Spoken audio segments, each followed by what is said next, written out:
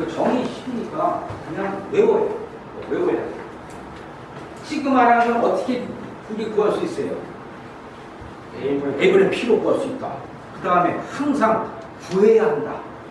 식을 통해서 구해야 한다라는 거. 그 시그마가 나오는 A분의 P의 P라는 거는 뭐로부터 출발을 해요? 질량이라는 것도 출발을 해요. 그러니까 질량도 출발을 하는데 그거를 이제 지구에서 알고 있는 하는 중력이라는 의미입니다. 중력이라는 힘의 단위로 표현하는 거예요.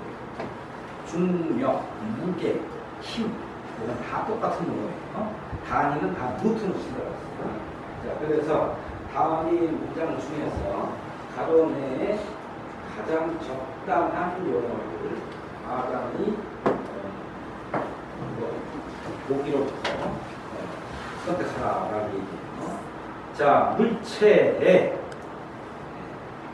외부로부터의 힘을 작용되어질 때 이와 같이 외력은 모모라고도 부르며 모모라고 불러요. 그치, 하주. 적당한 거 쓰다 보면 하주이라는 거예요. 중이라는 거는 무게 중자예요. 무게 중자. 아중이라고도 부르며 응력은 이와 같이 외력에 대응하는, 외력이 작용할 때 그것에 대응하는 물체 내에서 발생하는, 즉 뭐에 의해서? 내력. 내력.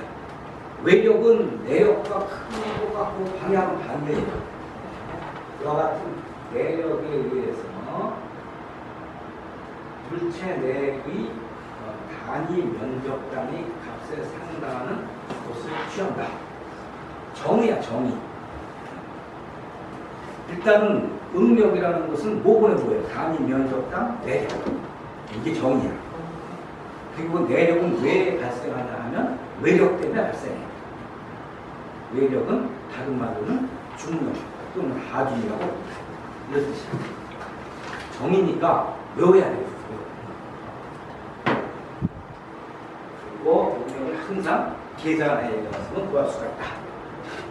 그리고 그 같은 것을 이용을 해가지고 아래에 있는 그림과 같이 시그마 엡실론 선도라는 것을 얻는데 이 시그마 엡실론 선도에 선이 두 개가 나가죠.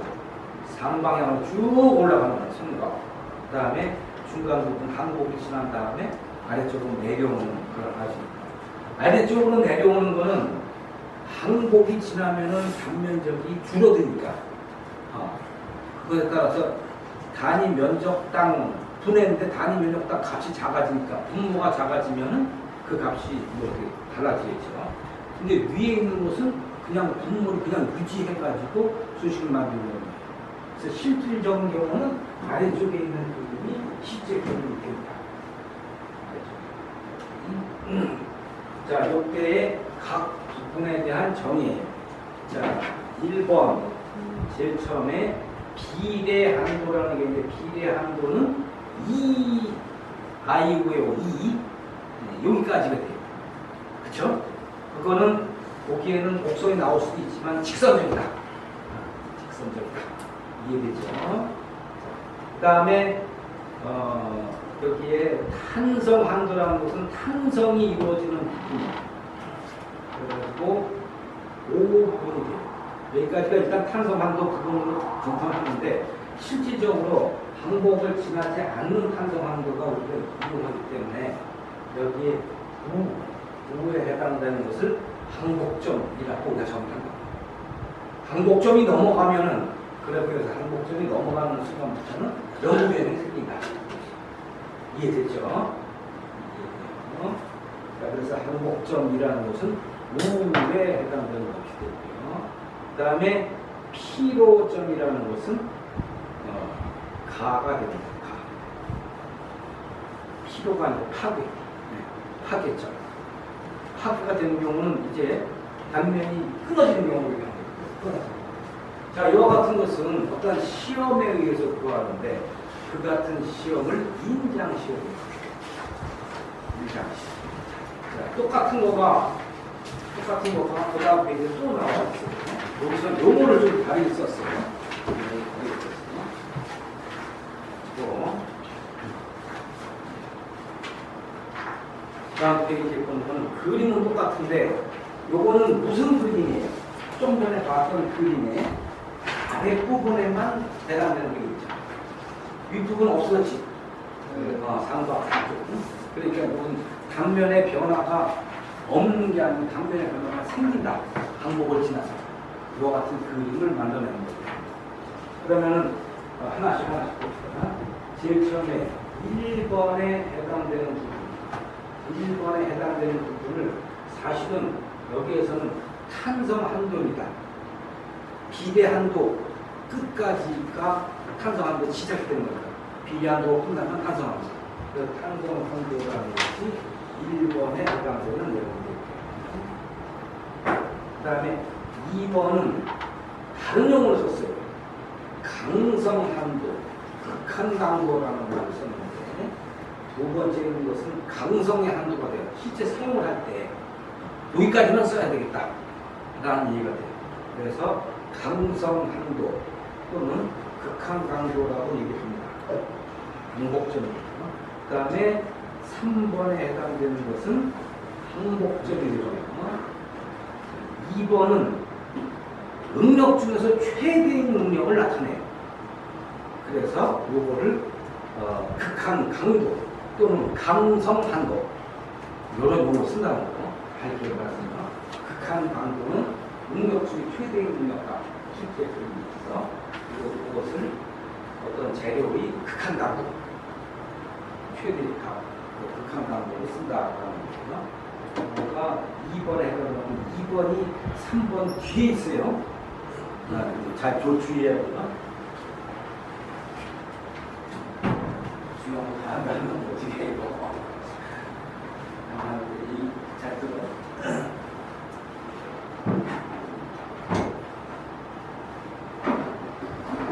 제일 처음에 나타나는 게 프로포셔널.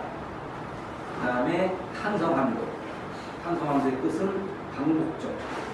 반복 다음에 극한.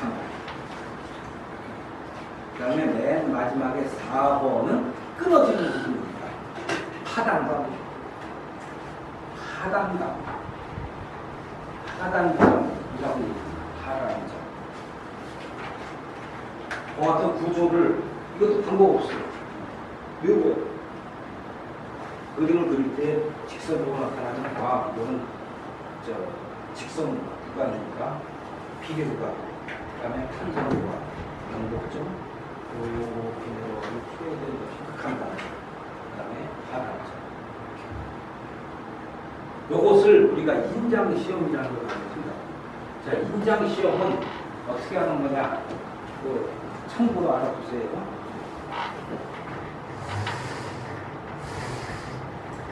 인장시험이라는 거는 인장시험표가 있어요. 시험표요. 그리고 요 사이에다가 이렇게 어떤 인장시험편을 놔요.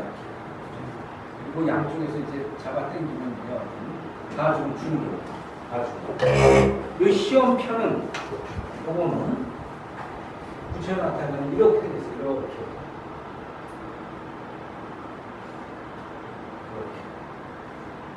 이렇게 생겼어. 그리고 양쪽 끝을 이렇게 붙들어요. 이렇게. 양쪽 끝을 붙들어가지고 양쪽으로 잡아 당겨주는 거예요. 인장. 그래가지고 여기 표점 거리라는 게 있어요. 표점 거리가 얼마나 늘어났느냐를 측정할 때 있어요. 측정할 때 있어요. 그래서는 비례 한도 부분은 하중이 2배가 되면 이 거리도 2배가 되고, 그 다음에 무슨 여기 비례가 되나? 그러다가 하중을 더 많이 지금까지 시켰는데 비례적으로 늘어나지 않고 좀 줄어든다고 해요. 늘어나고 달라지게 되면 탄소만도가 되고, 그다음에 쭉 계속 하다 보면 요 가운데 부분이 요 단면이 이게 이제 연구 변형의 생겨는 요 크기를 유지하지 못하고 이렇게 줄어든다고 작아지게 되면은 강도가 나빠지겠죠. 그때는 이제 상방향이 움직이는 거 아니고 하방향이 움직이는 거. 이것이 인장시험이라는 인장시험. 이와 같은 시편을 씁니다. 여기에 이 재료를 연감을 쓴다든가, 그다음에 탄소망을 쓴다든가, 이와 같은 이용을 해가지고 그거를 우리가 사용할 수 있도록 테이블을 만들어 놓은 거가 인장시험이니까 데이터 값이 이런 것들입니다. 이제 이거 잊어버려. 딱 하나, 이 단면적이 변화가 되느냐 안 되느냐. 단면적이 변화가 되기 시작하면은 뭐예요? 이렇게 가다가 이렇게 반복이 된 이후에는 이렇게 들어오지 못하고 들어가게 이렇게 움직이게 되면 이렇게 돌아오더라도 이렇게 돼서 여기에 영구적인 변형이 생긴다. 영구 변형. 그래가지고는 어떤 금속의 특징이 달라지는 경우예요. 자, 이 끝을 우리가 반복점이 된다. 보통 기입을 하는데 반복점은 어디에서 생길지 모르니까 우리 중간 부분, 이 부분은 다 반복점으로 잡혀요. 어떤 부분은 뚜렷한 내용은 없어. 자, 이렇게 되고, 그 다음에 이거 내려오다가, 그래서 추해진 극한문도가 납축, 끊어지는 것이 이렇게 그리는 거거든요. 요거는 방법이 없어. 그냥 외워야 돼. 그 다음에 이제 그 아래쪽에 있는 거. 이제 그걸 이용해가지고 수식을 이용하고 해야 돼요. 그러니까 직경이 20mm인 짧은 원주에 31.4kN의 압축 하중을 가할 때 응력은 다음에 그 번호로부터 선택하라라는 얘기예요. 응력이 직경 20mm 짧은 원주 이렇게 나왔어요. 그러면은 계산에 의해서만 구할 수 있다고 했으니까 시그마는 A분의 P의 C가 돼가지고 PC는 31.4kN이니까 킬로뉴턴은 10의 3승을 곱해줘야 되죠. 기본 단위로는 그래서 32.4 곱하기 10의 3승. 그 다음에 단면적은 4분의 파이 t 제곱이죠. 4분의 파이에다가 t 단위를 기본 단위로 바꿔줘야 되니까 나는 처음 해가지고 0.02의 제곱 해서 약 100메가파스칼이 계산됩니다. 무슨 말인지 알겠죠? 이럴 때는 그 값을 가장 가까운 값을 해야 돼요. 가장 가까운 값. 그래서 100메가파스칼이 응력을 계산했으니까 이것도 됐습니다.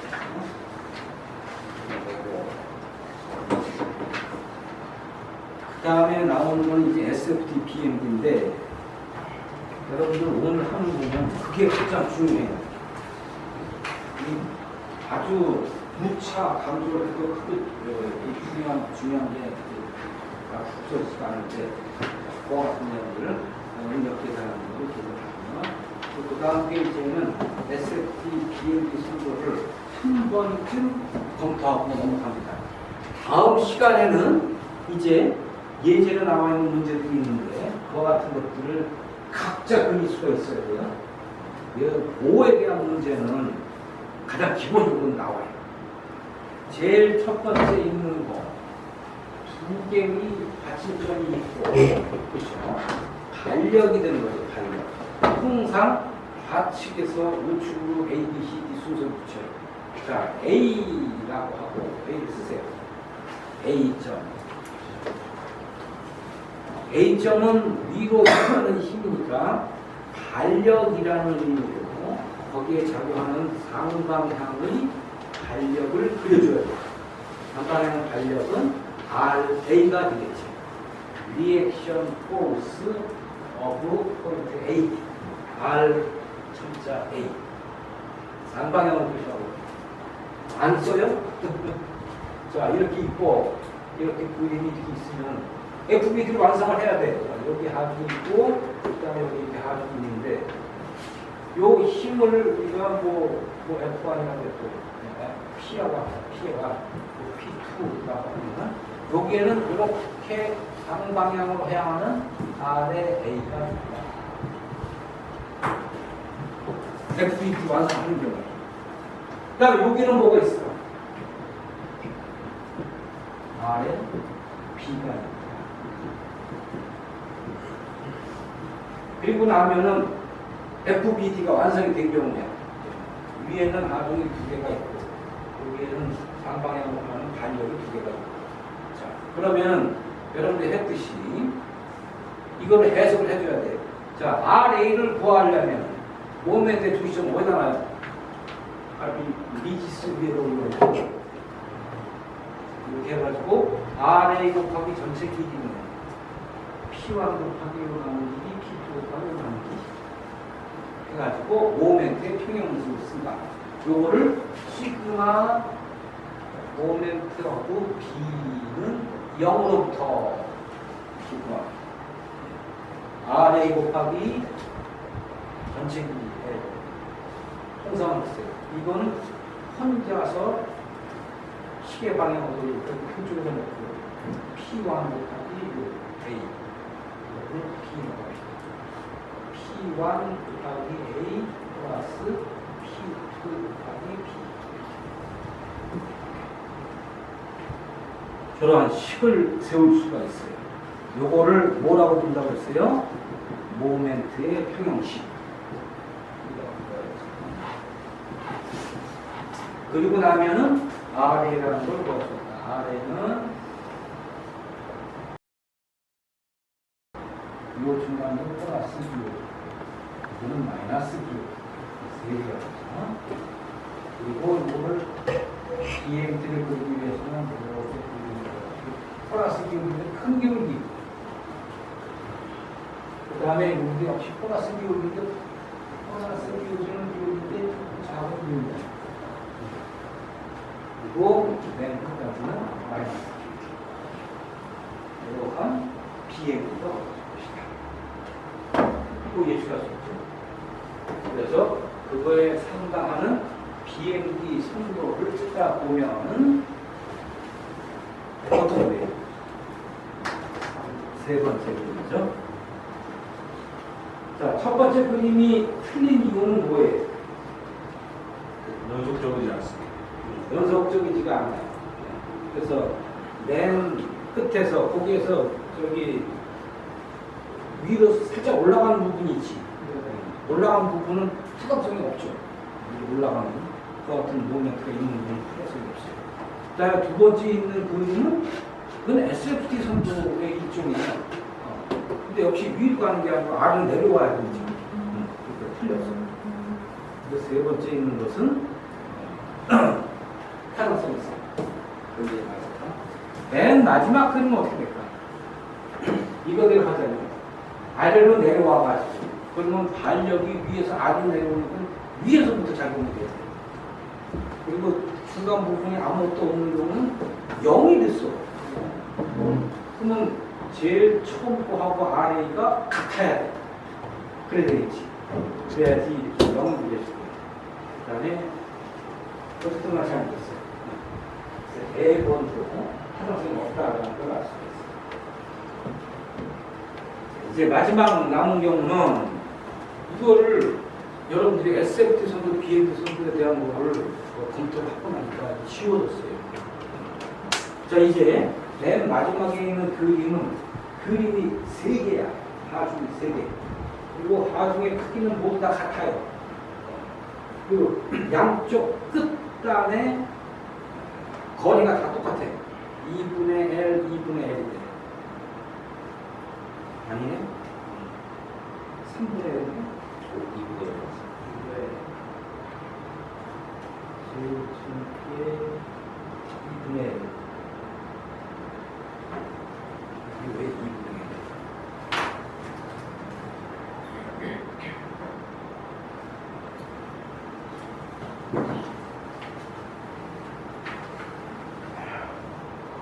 아, 5분의 1이네, 5분의 1. 5분의 1.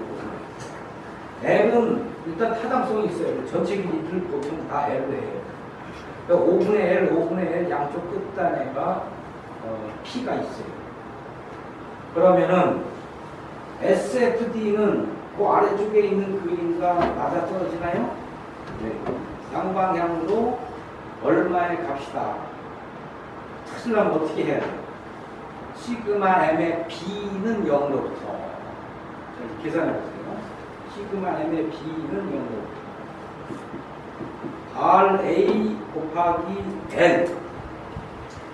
L은 P 곱하기 5분의 4L 그 다음에 P 곱하기 2분의 L 또 P 곱하기 5분의 L과 같다.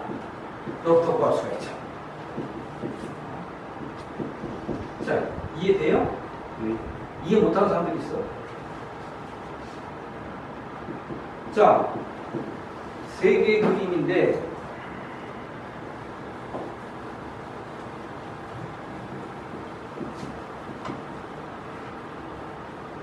똑같은 거 적용하는 게 뭐예요?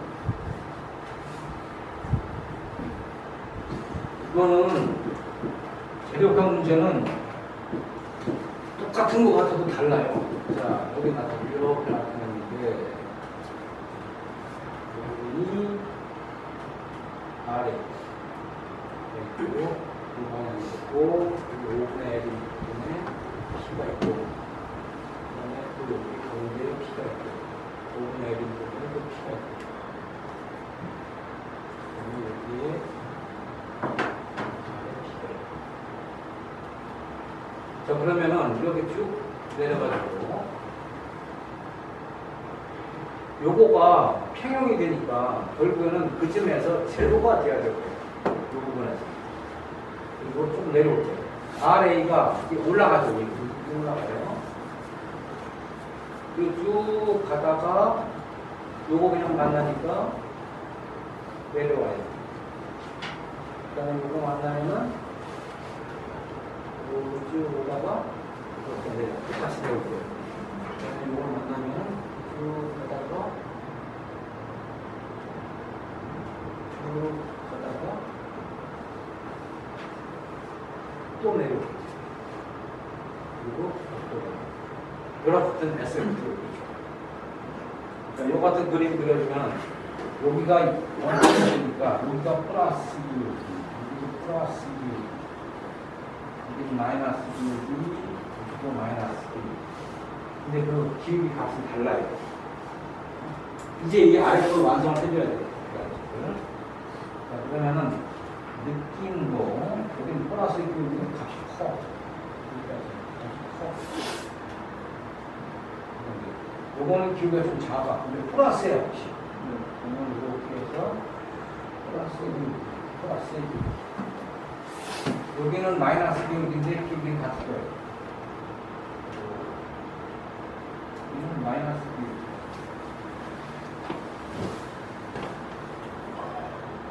여기는 마이너스 기울기인데 같이 크고.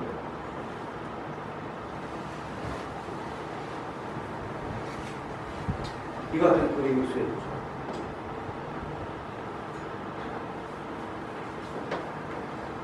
그러면은 아래쪽에다가 그 같은 그림을 그려주고 마지막으로 값을 찾아줘요. 그러면은 아래쪽에다가 SLT 성분에다가 1.5를 맞춰서 먼저 그림을 그리세요. 어떻게 그림을 그려야 돼요?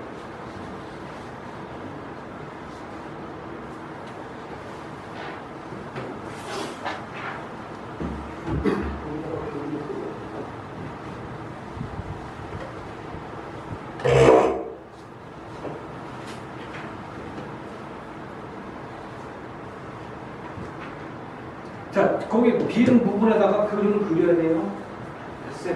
비름 성분에다가 이렇게 그림을 그려야 돼요. 일단 먼저.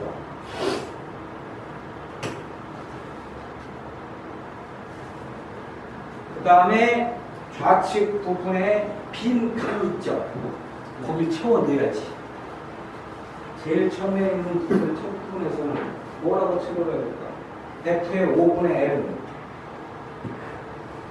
F의 5분의 L은 여기 이 부분에서의 어떤 SFT 값이야. 이 부분은 다 잊어버려야 돼. 자, 그럼 얼마야? RA하고 똑같겠지. RA. 그럼 RA 값을 구해야 되겠네.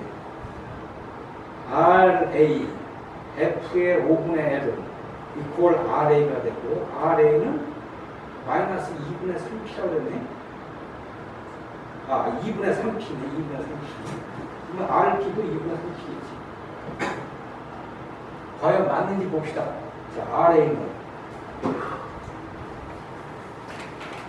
RA는 시그마 M의 B는 0으로부터 RA 곱하기 L은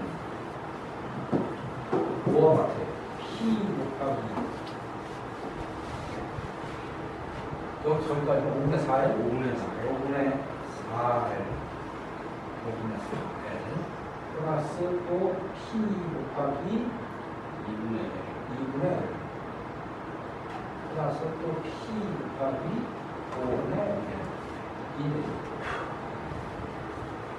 L L은 전부 공통이니까 없애고 RA는 5분의 4P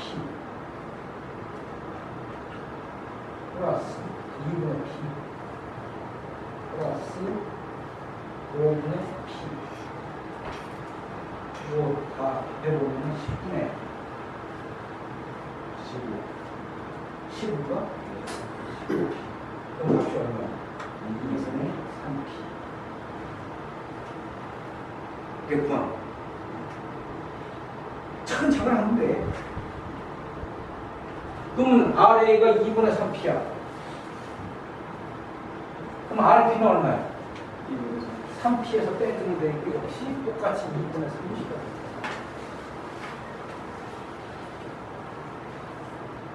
그렇죠? 자, 그러면은 RA에 해당되는 F의 5분의 L인 위치는 뭐라고 쓰면 돼? 가로 안에다 2분의 3P 2분의 3P 라고 쓰면 되겠지. 자, 그 다음에 M의 5분의 L은 뒷부분 잊어버려. 싹 가려버려. 2분의 3 곱하기 요 점의 값을 찾는 거야. 여기가 요거 2분의 3에다가 요 거리 5분의 L로 곱하게 되지. 그래서 M의 5분의 L인 위치는 요거 P 2분의 3P 곱하기 거리 5분의 L 그래가지고 10분의 3PL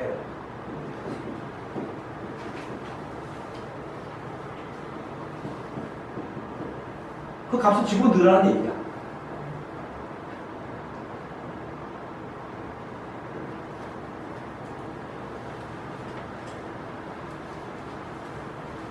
그 계산을 해가지고 그 박스 안에다가 넣으면 돼요. 그 다음에 요거는 하나 검토해줘야 돼요. M의 2분의 L은 9PL이 되나 한번 봅니다. M의 2분의 L 어떤 위치야? 어떤 위치야? 위치가 2분의 L은 가운데 점이잖아. 가운데 점.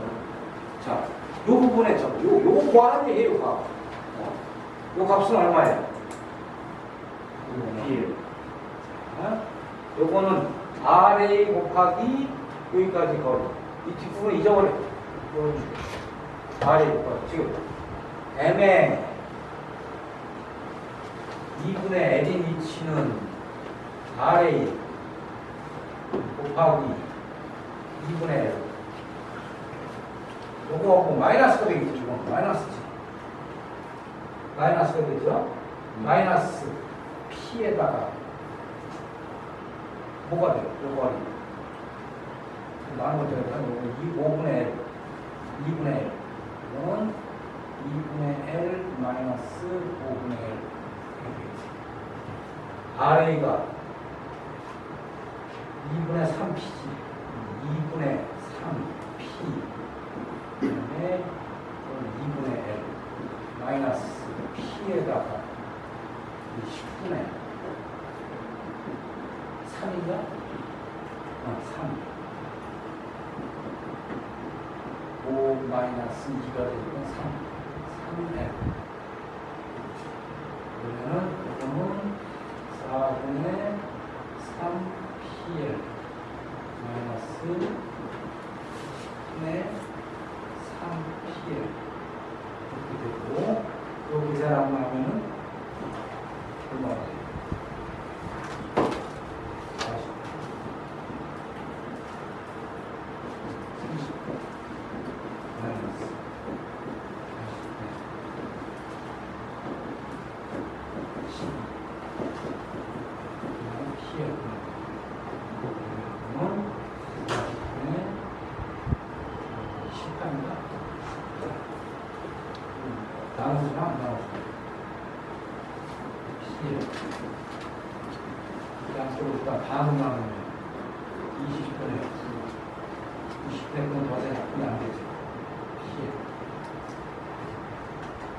20분의 9 PL이 돼야 되는데 거기에 답은 뭐가 있어요?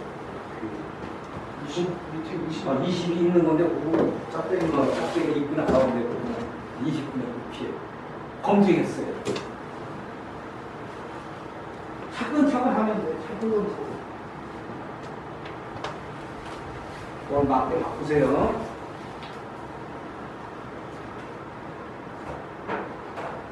그러면 지문에 나와 있는 거는 다 맞는 얘기예요. 20분의 9P. 위에 있는 것도 2분의 3P. 다 맞췄어. 그리고 5분의 A인 위치에서의 F값, 그 다음에 5분의 A인 위치에서의 M값. 요거 두 가지를 구했고, 마지막으로 전체의 SPM의 성질을 완성했어요. 자, 그 다음에 요 값을 우리가 구해줘야 돼요. 그 값은 어떻게 돼요? 이걸 우리가 표현할 때는 m의 맥시멈 값이 됩니다. 그 mmax는 어디서 나타나냐면 m의 2분의 l에서 나타났어요. 2분의 l은 요거 곱하기 요거. 아, 좀 했나? 네, 요거 했네. 요거 20분의 9. 요거네. 요게 요거 값이야.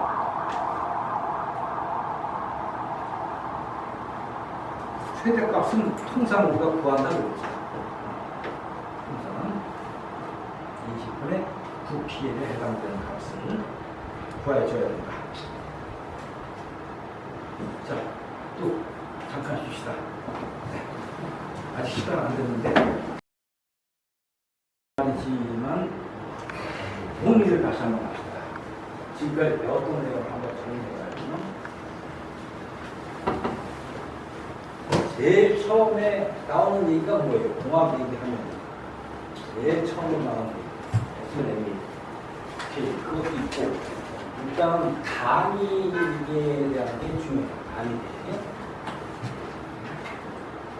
그래서 국제적으로 학술대회라든가 이런 데에서 서로 통일을 하기 위해서 질량, 그 다음에 힘, 그 다음에 길이 단위, 압력 단위 이런 것들을 다 정의했어요.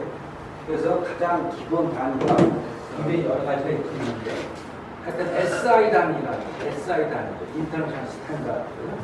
그래가지고 한 5가지 정도를 만들어요. 질량은 뭐겠죠? 근데 미지수가 있고, 그 다음에 단위가 있어. 단위계가 있고, 일단은 M이라는 걸 쓰죠. 매스. 그 다음에 힘의 단위가 있어요. F. 그 다음에 길이의 단위가 있죠. 길이, 랭스. 그 다음에 압력의 단위가 있었어요. P. 그 다음에 마지막으로 남은 거는 온도라는 게 있어요. 온도. 켈빈 온도. 그러면 단위를 쭉 쓰면 온도라는 거는 K라는 단위를 썼고, 프레셔는 뉴턴/제곱미터라는 단위를 썼고, 단위는 다 루트 좋아해요.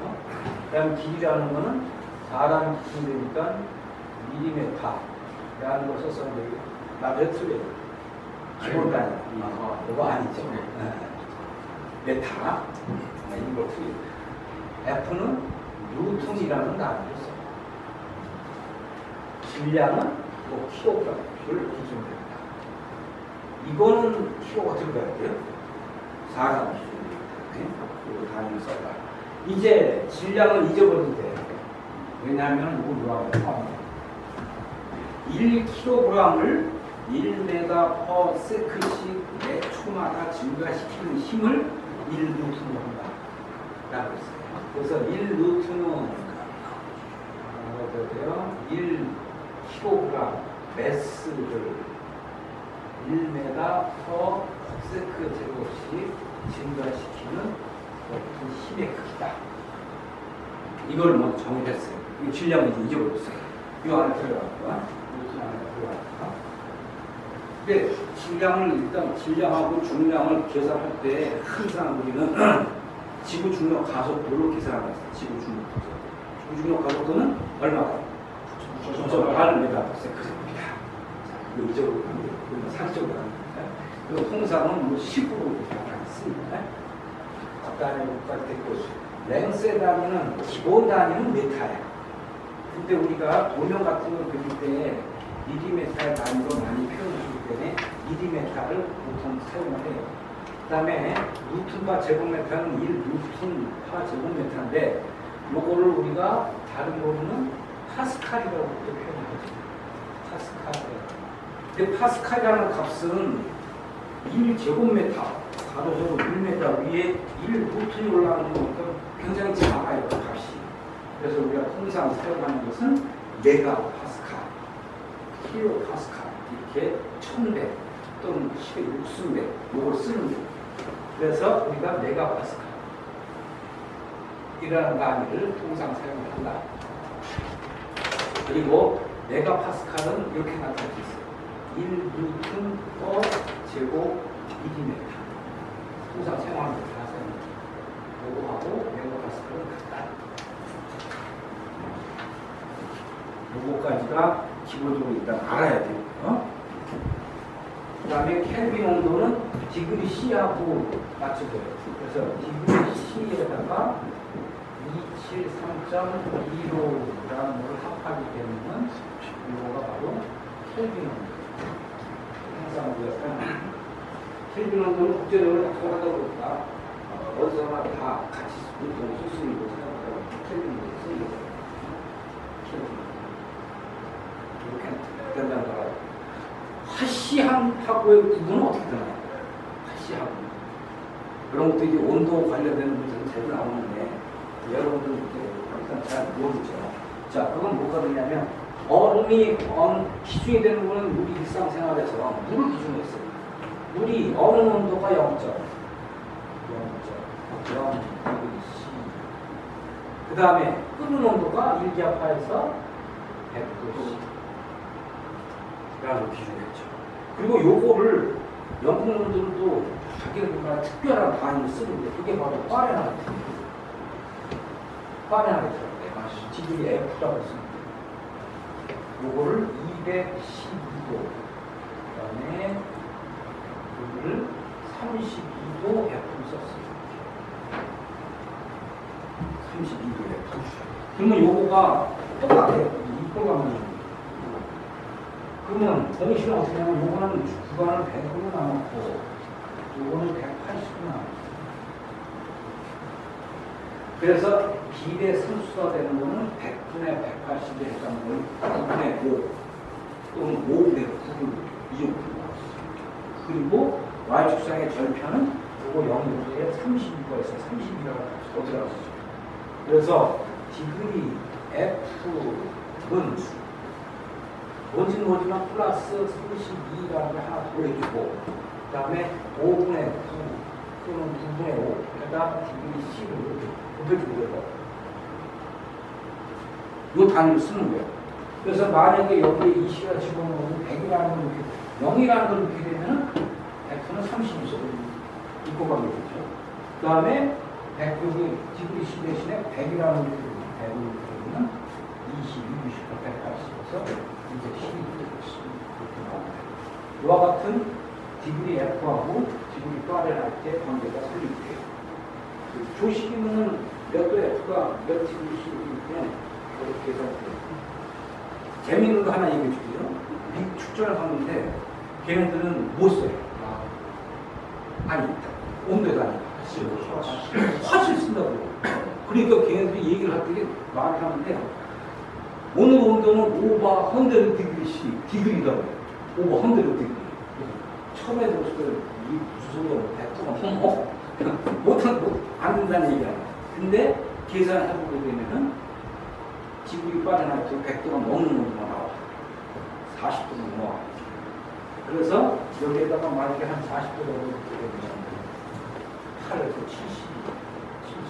72니까 오버헤드 됩니다. 걔들이 그렇게 용어를 쓰니까 하죠. 그 다음에 길이라는 야드라는 게 있고 킬로미터 대신에 마일이라고 많이 쓰고 이러니까 약간 헷갈려요. 그 객관적인 몇 가지만 마일하고 킬로미터하고 어떤 게 더 값이 커요? 1마일이 더 큰가 아니면 1km가 더 큰가? 약간의 차이는 있지만 킬로보다는 마일이 더 커요. 그리고 우리나라는 막 100km 보세고 다리도 하고 굉장히 빠르게 걸리는 거예요.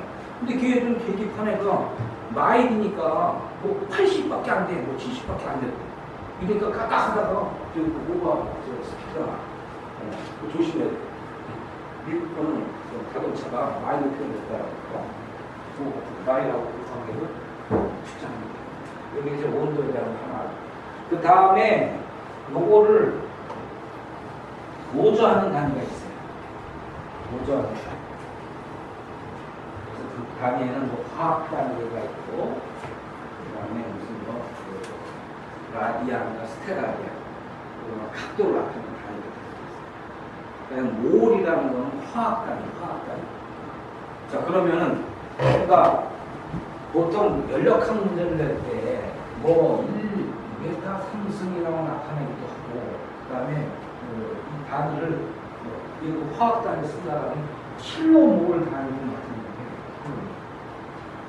모든 기체 아보가드로 법칙에 의해서 모든 기체는 22.4 메타 3승이 된다 라는 걸 일단 알고 있을 거예요. 고등학교 화학 시간에 배웠을 거예요. 그래서 모든 기체는 m바로 일치될 수 있다. 이렇게 나타나게 되는데, 그래서 여기서 나오는 거를 모든 기체의 기체 상수라고 얘기합니다. 기체 상수. 자, 그리고 기체 상수를 구할 때는 요 값을 먼저 알고 있으면 돼요. 자, 요 값은 얼마예요? 8.3143 kJ/kg K. 지금이 식을 썼거든요. 요거를 일반 기체 상수라고 해요. 근데 이 일반 기체 상수는 PV는 MRT라는 보일션에 놓쳐서 추가되는 일반 기체 상태 감정을 나타내는 수위를 들어보죠. 그래서 여기에서 R을 구하는 거죠.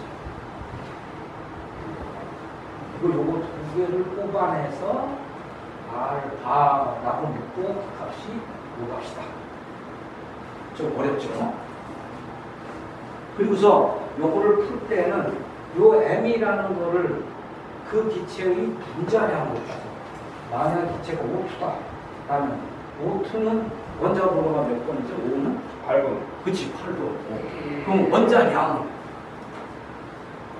자, 그럼 이렇게 나타내요. O라는 거는 8이라는 원자 번호를 갖고 16이라는 원자량을 갖고 저건 왜 그래요? 그러면 이게 핵물리학이 있는데 5라는 게 있으면은 가운데 뭐 양성이 있고 양성자가 있고 그 안에 주변으로 전자가 돈다고 이렇게. 그러면은 여기 8개니까 여기 안에 양성자가 8개가 들어있어. 그 다음에 외곽의 체여기는 2개, 8개, 12개 들어가는데 어쨌든 전자의 합을 다 합해가지고 16개라는 8개에 해당되는 전자가 도는 거예요. 이와 같은 구조를 이루고 있는 경우예요. 자, 그리고 여기에서 16이라는 거는 이 양성자 이외에 이 안에 뉴트럴이 또 똑같은 게 쓰여져 있어요. 8이다. 근데 통상은 전자는 양성자나 중성자에 비해서 굉장히 가벼워요. 그러니까 질량이 무시해도 돼. 그러니까 중성자는 양성자하고 거의 같아. 그래서 그냥 요게 8이면은 요게 중성자까지 합해서 16을 나타내는 거고. 자, 그리고 나서 이제 주기율표를 외워요. H, L, E, L, E, C, M, F, N. 그다음에 마, 알, 시, 인, 황, 영, 알, K, C, X가 필요하고 밑줄 또 외워야 돼 사실 진짜. 이건 화학을 나타내는 거야. 그래서 여기는 금속성이라고 해요. 여기는 비금속성이라고 해요. 그 중에서도 이쪽은 전팔성 이치라고 해요. 이너트 가스. 어지간해서는 반응을 안 해요. 헬륨, 네온 이런. 그러니까 전자가 많이 움직이는 전기 같은 데서 쓰는 거예요. 그러니까 늘어가죠. 그리고 여기가 염소, 불변, 무효, 스타틴에 해당되는 부분이 마이너스 1까지 항상 냉매로 많이 생겨요. 냉매. 그 다음에 이쪽은 금속성이에요. 금속성. 그래서 그 영어가 리튬 같은 건 3번이죠. 리튬은 굉장히 작은데 전기 배터리를 쓰면서 문제가 많이 생기지 지금. 너무 가벼워가지고. 그게 불이 붙으면 금속이니까 금속 화재가 돼요. 금속 화재. 그래서 문제가 생깁니다. 온도가 상당히 높고 철도 심하게 나고 이렇게 주기율표가 있고 요거 정도는 알아야 돼요. KC, 야마가시 같은 거 KC, C 이런 것까지는 외워야 돼요. KCA까지 29까지 여기까지 외우고 나면은 요 안에 다 들어있으니까 여기에 질소, 그 다음에 산소, 그 다음에 황 이런 것들은 비금속성이면서도 화학 이상수 출타고 있을 때 이상기체에 해당되는 경우가 많이 해요. 그래서 N은 먼저 보는 7번, 14번에 7년, 그다음에 8번, 16에 7년. 같은 경우는 똑같아요. 이 정도까지는 알아야지만 연력한 문제가 됩니다. 자, 요것이 우리가 얘기하는 건데, PV는 MRT라는 식이 여기 PV는 MRT라는 식이 보일의 법칙하고 샤넬의 법칙을 섞였어요. 그래서 여기에 T분의 PV는 MR 이런 식으로 만들어져요. 그 중에서도 요 위에 것만 가지면 PV는 T가 일정할 때 컨스탄트다라는 식이 보일의 법칙이고 T분의 P 또는 T분의 V는 컨스탄트다라는 식으로 하면 샤넬의 법칙이에요. 이 두 가지가 모두 합했다는 수식으로 나누는 게 이상적 형태라는 것이다. 이렇게 구조가 되어 있어요. 조금 기억이 나. 화학 같은 경우가. 자, 그리고 나서 이제 요거 두 개를 상수로 주었는데 이게 R. 그리고서는 가장 좁기 형식인 압력, 대기압과 그 다음에 V는 얼마일까? 온도가 얼마일까? 요거를 우리가 일상생활을 하는 거기에 가장 가까운 온도로 있어. 압력을 대기압으로 하고 그 다음에 온도를 대기온도 15도씨 정도 했을 때 V는 얼마나 되겠느냐 라는 걸 재봤더니 22.4가 되더라고요. 22.4. 요거는 화학적인 양이기 때문에 물리적인 양으로 바꾸면 화학하고 물리량을 일치시켜줘야 돼요. 그래서 모든 기체 1몰의 부피는 22.4가 알고 있죠. 22. 1000배죠. 그때는 그 안에 들어있는 질량은 분자량 킬로그램. 어떠한 공간이 있는데 그 공간 안에 22.4m 상승이 된다. 실제들이. 그리고 그 안에 오트가 들어있다. 그러면은 그 오트의 질량은 얼마일까?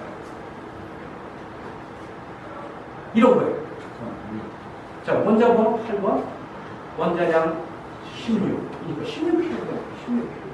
오트 입히면 16kg이 됩니다. N2라면 14. O2하고 N2가 같이 섞여 있는 혼합가스의 경우는 뭐라고 불러요? 항상 우리가 공기 중에는 N2하고 O2가 섞여 있어. 근데 N2하고 O2는 서로 반응을 안 해. 그러니까 N2 따로 O2 따로 따로 섞여 있는 경우. 보통 몇 프로 들어있어요? 77대 3. 그렇지. 79%, 21%. 그렇게 들었다. 그래가지고 그 혼합가스에 만약에 여기에 이게 아니고 에어가 들어있다. 라고 에어도 스탠다드 에어다. 라고 한다면 그 양은 뭐가 되냐면 에어의 양은 질량을 구하고자 할 때 에어의 양이 N2가 79%.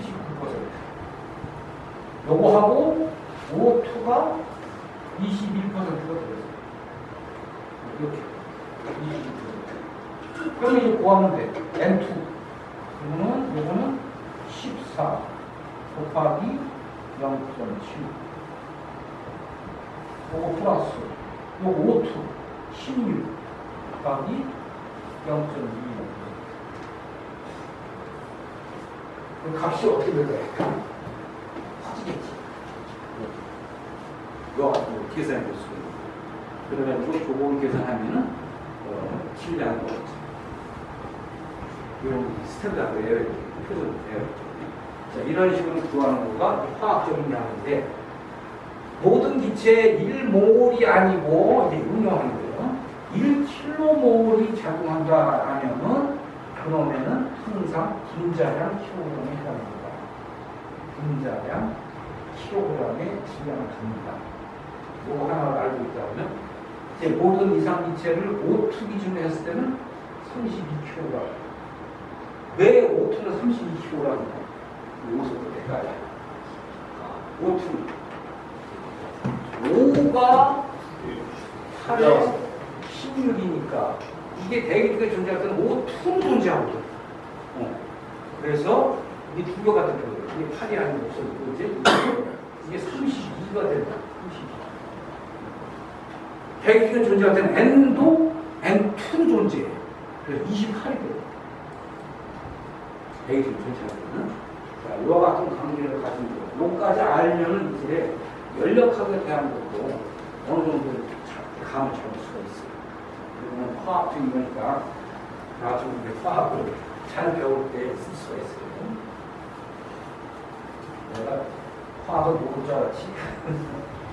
자, 그 다음에 이제 그거로부터 이제 관련되는 내용이 이제 핵물리학에 관련되는 내용입니다. 그래서 아까 얘기했던 리튬 같은 경우는 금속성을 가지는데 금속의 원소보다 작은 금속이에요. 그것이 모여가지고 리튬 배터리가 돼요. 근데 리튬 배터리가 모이면은 그 질량이 작은 것이 모이면은 굉장히 무거워져요. 그리고 그게 불이 붙었다. 불이 잘 붙어 쉽게 붙어. 저장을 버리거나 붙거나 쉽게 붙어. 그래가지고 그놈이 불이 붙었다 하면 그 온도를 1000도가 안 돼요. 1000도가 넘어가. 끓려면 그게 어려운 거예요. 화재 같은 거 나왔을 때 금속 화재의 경우는 굉장히 방화시키는 게 굉장히 어렵다라는 정도만 알려주게 되고요. 자, 이와 같은 질량에 대한 것은 화학적인 양하고 물리적인 양을 모두 다 알아야 된다. 그리고 나서 이제 그와 같은 경우 중에서 SI 단위에 가장 기본 단위되는 이 뉴턴부터 뉴턴. 우선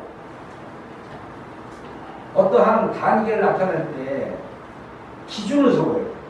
그래서 이쪽 방향을 Y 방향으로 하고 이쪽 방향을 X 방향으로 하자라고 우리가 코디네이션을 정했어요.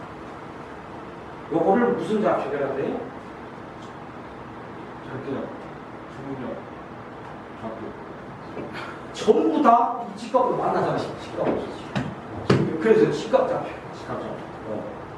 요거하고 또 하나 좌표를 잡는다 하면 이렇게 잡으면 돼요.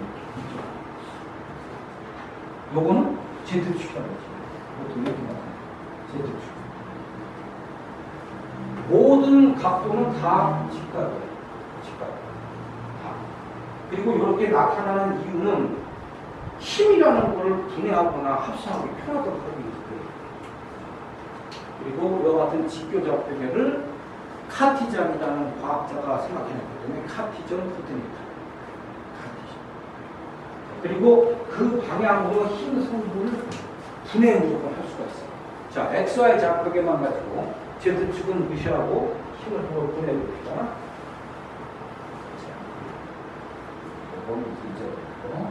자, XY 좌표계에서 평면에서 이와 같은 힘을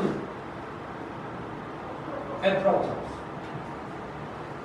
그러면은 그 같은 성분은 이쪽 방향 성분과 이쪽 방향 성분으로 나눌 수가 있다라면 이거를 우리가 F의 X 방향, 이거를 F의 Y 방향이라고 통상으로 얘기하죠.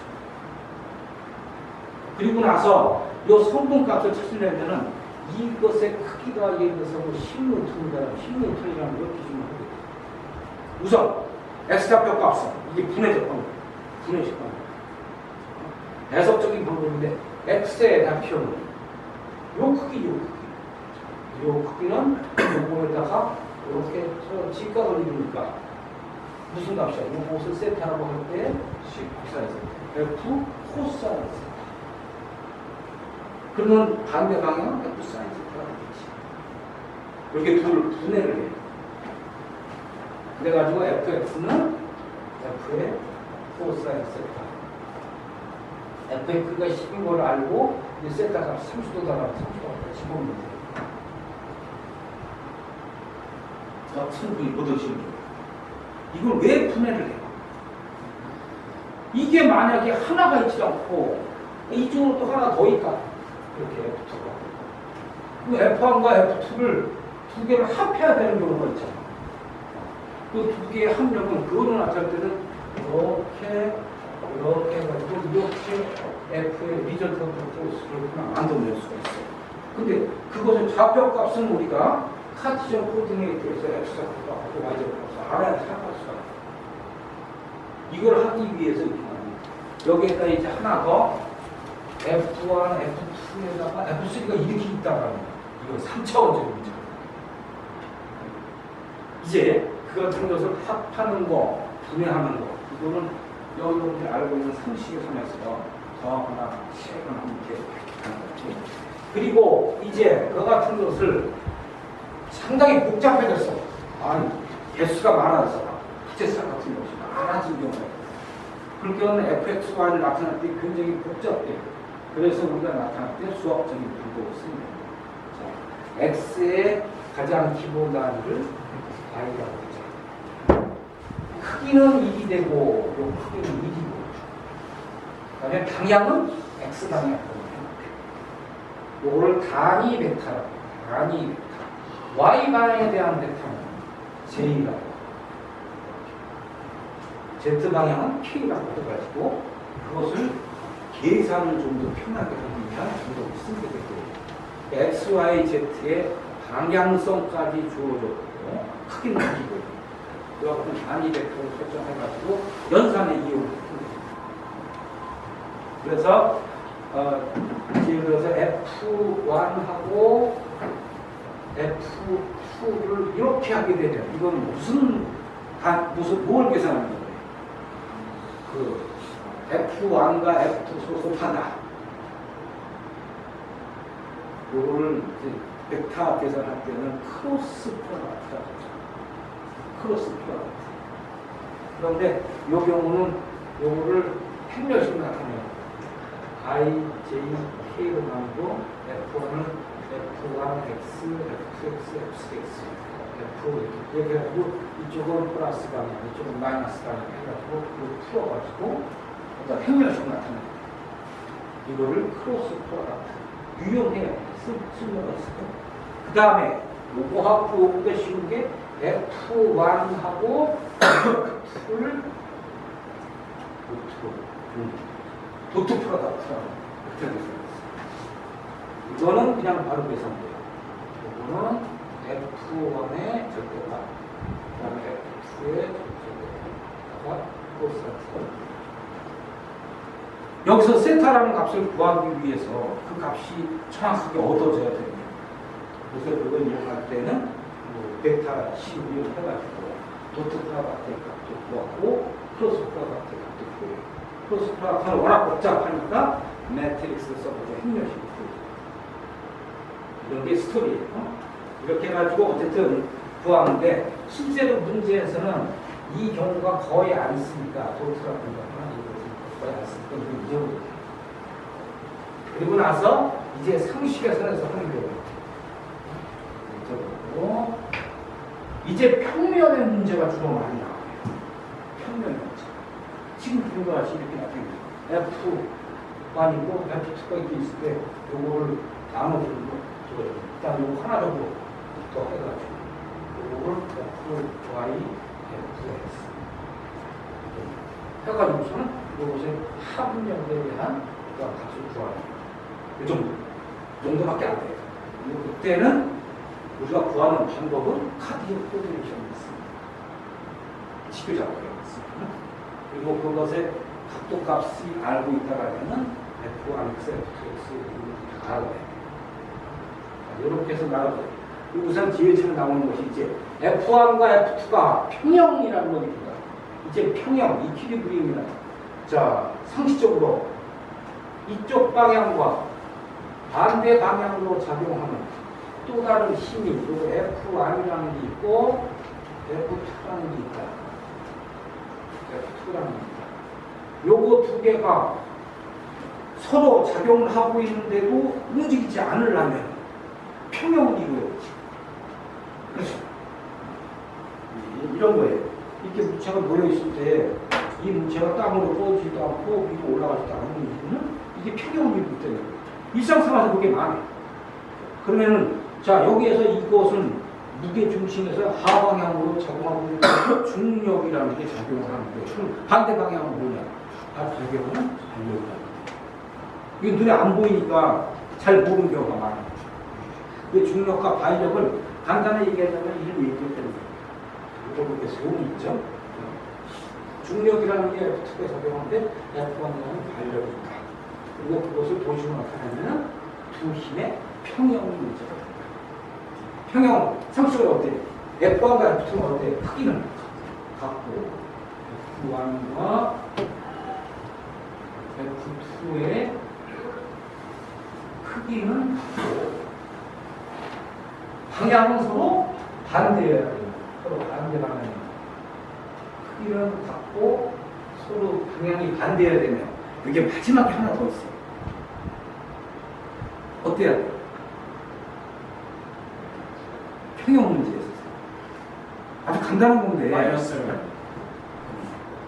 그것을 연장하는 연장선은 동일선상이 있어요.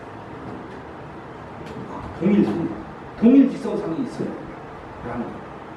그래서 평형이라는 식은 크기는 서로 같고 방향은 반대이며 동일선상이 있어요. 라는 거 정리가 됩니다. 그리고 자 이렇게 되면은 뭐 알겠는데 그러면 이제 요것을 작용점이라고 부르고 요거는 힘 베타라고 부르고 작용점을 이렇게 동일선상으로 위치시키는 것을 우리가 작용선이라고 부르요. 자 F1이 똑같이 있는데 이렇게 되어 있다. 크기는 같다. 방향은 서로 반대이다. 그러나 동일직선상이 아니다. 라면은 이제 어떤 문제가 됩니까? 이렇게 작용하는 겁니다. 이것이 작용하는 것은 이렇게 돌멩이지에 작용해요. 돌멩이는 어떻게 돼요? 그래서 어떻게 진행을 하진 않아. 이렇게 이 돌멩이가 이렇게 하거나 움직이지 않아. 그러나 뭐가 되냐면 여기에 수직거리를 곱해가지고 회전시켜주는 나타납니다.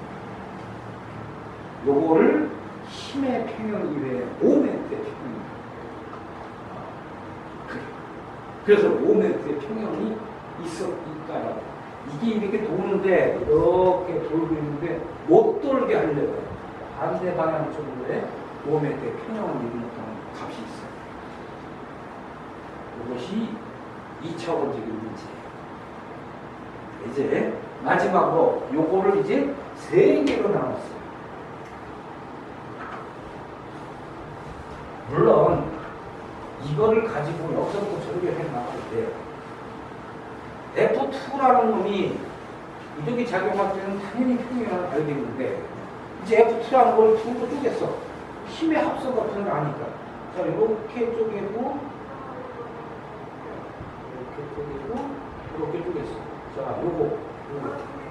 요거 이제 없어지고 요거를 분해한 F2하고 F3 이렇게 세 가지 가지고 한 점에서 만나는 공정력을 형성하면은 역시 평행이지. 나눴지만. 그래가지고 요 평행에 대한 수식을 완성할 친구가 람이라는 친구. 이제 F1과 F2 사인 베타 F3는 사인 감마 이와 같은 수식이 성립됩니다.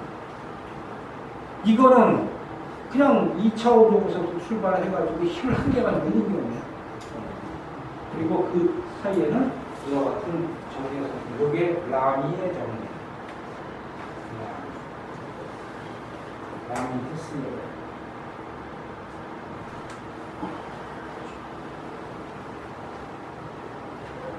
그 라미의 식 하나까지가 의미를 쓰고 이거 이상 없어. 그 다음에 개수가 더 많아지면 이제 요거를 또 나눴어. 이렇게 나누면 이렇게 나눠가지고 이거하고 이렇게 네 개가 됐든 5개가 됐든 어쨌든 전부 다 다수계의 힘은 한 점에 공정력을 형성하고 그 공정력 상에서 평형을 이룬다. 라는 평형의 기록을 들었어요.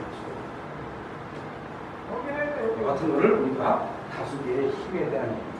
만약에 어떤 문제가 나왔는데 지금 똑같이 나왔어요. F1, F2, F3가 이렇게 있었어. 공정력이 있었어.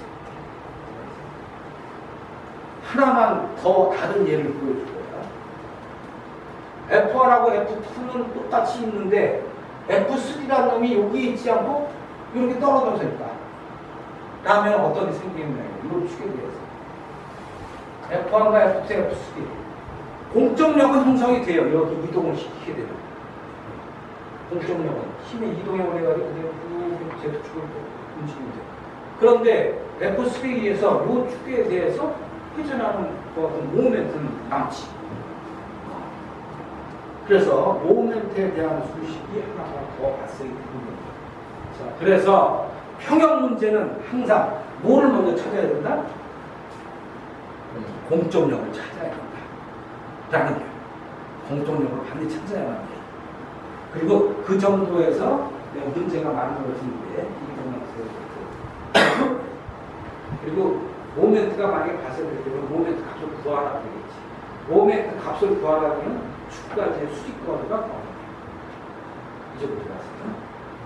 이와 같은 경우가 우리가 축과 모멘트의 힘의 합성과 모멘트 평행에 관련된 자, 그러면 이제 마지막으로 하나 더 해봅시다. 뭐가 있었냐 하면은 모르는 게 하나 있었죠.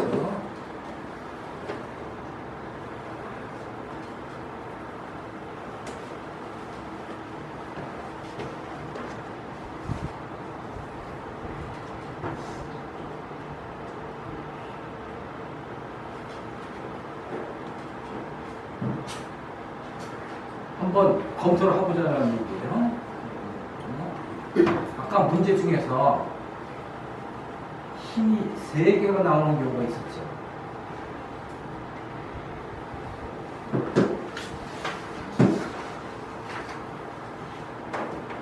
자, 여기가 공점력이야. 그리고 요 축에 걸린 힘, 여기 힘, 그다음에 요거 3개. 근데 이거보다도 이게 조금 더 중요해요.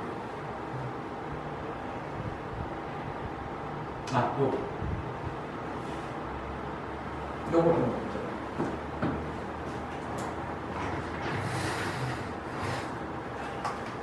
이거는 공점력이 어디예요? C죠. C에서의 힘의 FBB를 완성을 하라. 라고 하는 얘기는 요 3개의 힘들의 장력이라고 하고 여기는 하중이라고 하는데 그 하중을 이용을 해가지고 그림을 완성하라는 얘기야. 그러면은 요거 똑같은 작용상에서 요 점으로 요 시작점을 일치시켜요. 그럼 어떻게 돼? T1이라는 거는 이렇게 그려지고 그 다음에 하중이라는 거는 이렇게 그려지고 그 다음에 요 가운데 있는 요거는 요 점으로 요거를 일치시키게 되면은 이렇게 그려지지. 이동해도 돼. 영향이 똑같은. 자, 그러면 요게 T2고, 그 다음에 요게 T의 1이고, 요게 F예요. 자, 그럼 여기에다 라미의 정리를 쓸 경우에는 요 놈에 대해서는 상대각이 2각이 되죠. F에 대해서. 그 다음에 요 놈에 대해서는 상대각은 이게 아니고 이것도 아니고 요 각이 되죠. 그 다음에 요 놈에 대해서는 상대각이 요거 두 개가 아닌 요 각이 되죠. 요거를 써가지고 라미의 정리를 쓰면 돼요. 그런데 부담이 뭐가 될까? 라미의 정리를 쓰려면은 뭐 T1분의 사인 알파, 그 다음에 T2분의 사인 베타, 그 다음에 F2분의 사인 감마 이게 있는데 알파, 베타, 감마를 결정하기가 쉽지가 않지. 이런 거예요. 그래서 그걸 구할 근거가 어디 있느냐를 가지고 해. 지금 같은 경우는 요 각도하고 요 각도가 있네요. 35, 45도. 그러면 요 각은 일단 75도예요. 75. 그리고 여기 쭉 올리고 나서 보면은 요 각하고 요 각을 합한 게 이 각은 요 전체 180도에서 요 각을 빼게 되는데 요 각도를 빼주면 되지. 그런 결정이 되지. 자, 그 다음에 요 각을 구할 때 요 각은 요거 전체에서 요걸 빼주면 되지. 그러니까 해결이 되는 거냐. 근데 그 각도를 구하는 거를 한 번쯤은 신경을 써야 되는 거야. 그리고 그거를 아예 여기에서 요 T2에 대해서는 이 각도, 요거에 대해서는 요 각도, 그다음에 요거에 대해서는 이 각도, 요거 세 개를 이용해가지고 라미의 정리를 씁니다. 이거는 삼각함수의 특징 중에서 사인 알파 플러스 180도는 사인 알파가 똑같다 이런 거 있어요. 그 수식으로 하게 되면 정확하게 나와. 그리고 모르게 되면 그냥 갖다 집어넣으면 돼요. 자, 이러한 정도까지가 이제 힘의 평형 문제에서는 가장 어려운 문제입니다. 그 다음에 이제 마지막 남은 문제는 이와 같은 경우를 이용하고 직교 좌표계를 이용한 응용 문제.